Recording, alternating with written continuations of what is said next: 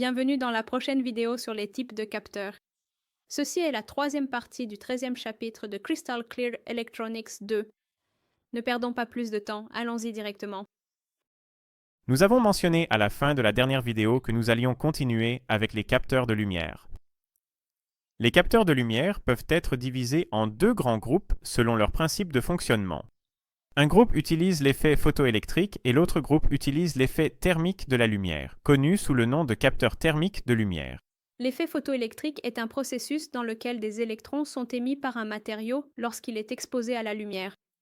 Il y a deux conditions pour que ce phénomène se produise, la qualité du matériau et la longueur d'onde de la lumière incidente, qui est liée à la teneur en énergie. Le type en question est également couramment appelé capteur quantique de lumière, qui peuvent être des photorésistances, des photodiodes et des phototransistors. Dans le cas des photorésistances, l'effet photoélectrique se manifeste par un changement de résistance. L'élément clé est le matériau des résistances, le cadmium. La partie orange est un substrat en céramique. Les parties métalliques sont les pattes de la résistance et les simples électrodes métalliques ordinaires qui y sont fixées. La surface des électrodes métalliques est recouverte de sulfure de cadmium ou de sulfure de plomb qui modifie sa résistance lorsqu'il est exposé à la lumière, créant ainsi une variation de la résistance dans la connexion entre les électrodes. Parlons un peu des photodiodes. Celles-ci peuvent être utilisées selon deux modes différents, le mode photovoltaïque ou le mode photoconducteur. C'est exact. En mode photovoltaïque, on peut mesurer une tension de diode sans charge, ou un courant lorsqu'une charge est connectée, ce qui permet de détecter une lumière de faible intensité. En pratique, les cellules solaires sont également des photodiodes spéciales fonctionnant en mode photovoltaïque. Le terme photoconducteur est utilisé pour décrire le fait que la conductivité d'une diode change en réponse à l'illumination. Dans ce mode, une polarisation inverse est appliquée à la diode et le courant traversant la diode est mesuré. Vous pouvez voir cet état polarisé en inverse sur la figure à droite. Le type de capteur de lumière suivant est le phototransistor. Le phototransistor se compose d'une photodiode et d'un transistor, de sorte qu'en réalité, le transistor amplifie le courant de la photodiode puisque le transistor bipolaire laisse passer un courant entre le collecteur et l'émetteur, amplifié proportionnellement au courant circulant à l'entrée de la base. En réalité, bien sûr, le phototransistor est fabriqué comme une seule unité. En général, seuls les sorties collecteurs et émetteurs sont disponibles. Et maintenant, passons aux capteurs de mouvement. Les capteurs de mouvement peuvent fonctionner selon plusieurs principes différents, dont le plus courant est le type optique que l'on trouve, par exemple, dans les systèmes de détection de mouvements domestiques tels que les alarmes, les éclairages ou d'autres dispositifs similaires. En général, les capteurs de mouvement optique se composent de trois unités principales. Le premier élément est une lentille qui focalise le faisceau lumineux entrant. La deuxième unité est un capteur photosensible dont le signal de sortie est reçu par la troisième unité, le comparateur de fenêtre, sur l'une de ses entrées. Le comparateur est un circuit qui décide si un signal est supérieur ou inférieur à la valeur de référence.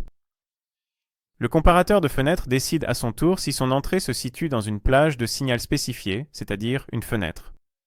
La fenêtre du comparateur est ajustée en fonction de la luminosité de l'environnement. Le fonctionnement d'un détecteur de mouvement optique repose sur le fait que le mouvement dans la zone observée provoque une variation de l'intensité lumineuse. Le mouvement fait en sorte que l'intensité de la lumière atteignant le capteur devienne nettement inférieure ou supérieure à la moyenne. Nous avons déjà évoqué les capteurs de lumière thermique dans la section sur les capteurs de lumière. Intéressons-nous maintenant à ceux-ci. Toute surface dont la température est supérieure au zéro absolu émet ce que l'on appelle un rayonnement thermique. À des températures typiques du corps humain, la majeure partie de l'énergie se situe dans la gamme de l'infrarouge proche et lointain. Par conséquent, un type courant de détecteur de mouvement est le capteur de lumière infrarouge, dont la sensibilité est indépendante de l'éclairage ambiant. Le rayonnement thermique est absorbé par une couche absorbant la chaleur, ce qui augmente ainsi sa température. Le capteur infrarouge détecte cette chaleur. Le convertisseur du capteur utilise les phénomènes pyroélectriques pour transformer la chaleur en un signal électrique.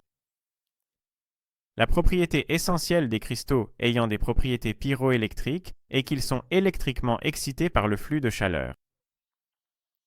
Les cristaux en question possèdent également des propriétés piézoélectriques, de sorte qu'en tant que phénomène secondaire, la contrainte mécanique due à la déformation causée par la dilatation thermique génère aussi une contrainte électrique.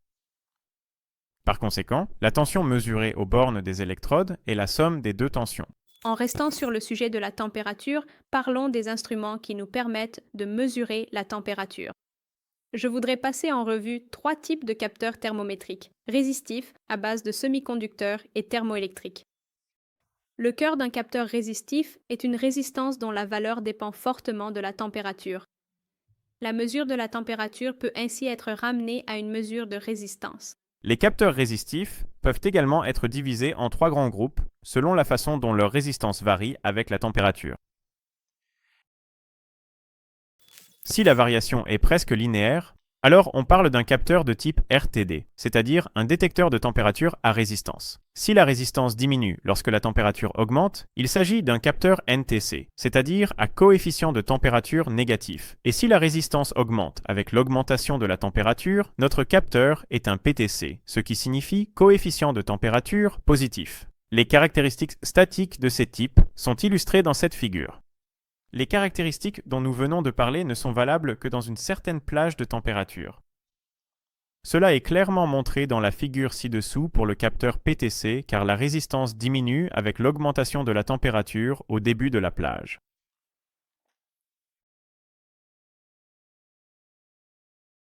En poursuivant, les capteurs à thermocouple, à base de semi-conducteurs, exploitent l'effet selon lequel la tension aux bornes d'une jonction PN traversée par un courant constant est inversement proportionnelle à la température de la jonction PN.